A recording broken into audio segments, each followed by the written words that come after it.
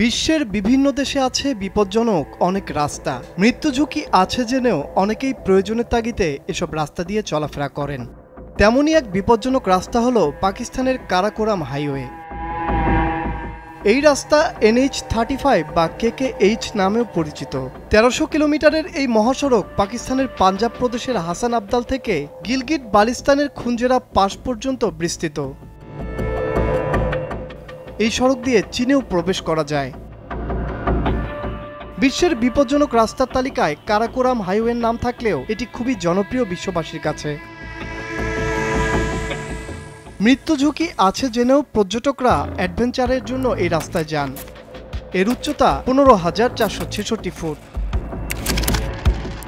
পাকিস্তানের কারাকোরাম পর্বতমালার মধ্য দিয়ে তৈরি হয়েছে এই বিপজ্জনক রাস্তা।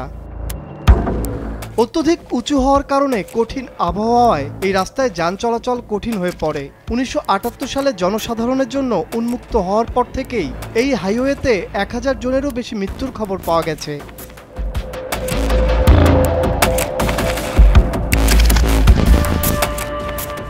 পিচ্ছিল রাস্তা, তুষারপাত, ভূমিধস, এমনকি পাহাড় থেকে পাথর পড়ার ঝুঁকিও আছে এই হাইওয়েতে। যেহেতু মহাসড়কে অবরোধ ও দুর্ঘটনা একটি নিত্য নৈমিত্তিক ব্যাপার, তাই দক্ষ চালকরাই শুধু নিরাপদে ওই রাস্তায় গাড়ি চালাতে পারেন। এর মনোরম অবস্থান ও উচ্চ ঝুঁকির কারণে হাইওয়েটিকে বিশ্বের অন্যতম আশ্চর্য হিসেবে উল্লেখ করা হয়। হাইওয়েটি পাকিস্তান ও চীনের প্রচেষ্টায় নির্মিত হয়েছিল। প্রায় 20 বছর ধরে নির্মিত হয় সর্বোচ্চ উচ্চতা সম্পন্ন এই হাইওয়েটি। এটি নির্মাণের সময় 810 জন পাকিস্তানি শ্রমিক ও 200 চীনা শ্রমিকের প্রাণ গেছে। হাইওয়েটি বর্তমানে একটি কুলুঙ্গি দুঃসাহসিক পর্যটন গন্তব্য হয়ে উঠেছে।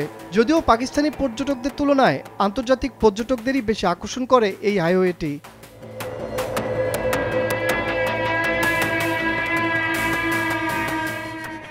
কারাকোরাম হাইওয়ে দর্শনের সবচেয়ে উপযুক্ত সময় হলো বসন্ত বা শরতের শুরুতে।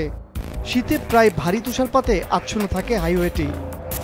তখন পরিস্থিতি বুঝে কর্তৃপক্ষ অনেক সময় বন্ধও রাখেন। তানভীর আহমেদ, মাছরাঙ্গা টেলিভিশন।